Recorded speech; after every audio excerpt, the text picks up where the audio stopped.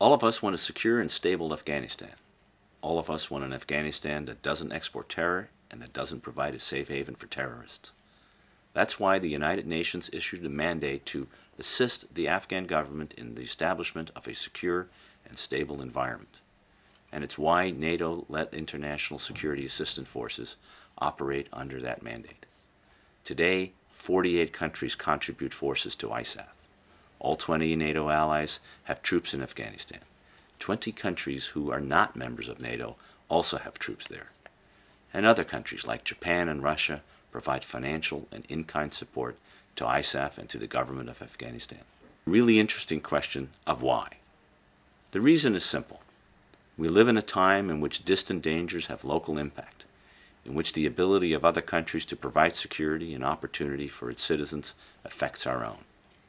If a country like Afghanistan can't provide for its own security, many countries around the world suffer the consequences. During the past year, we've worked together to put the right strategy, the right tools, and the right personnel in place in Afghanistan. General Petraeus, the commander of the International Security Assistance Force, likes to describe this as getting the inputs right. So now we have the right inputs. We need to give the system time for the right inputs to generate the right outputs. At Lisbon, ISAF leaders will discuss how this strategy is making progress. In particular, they will focus on trainers and transition because the two are interrelated.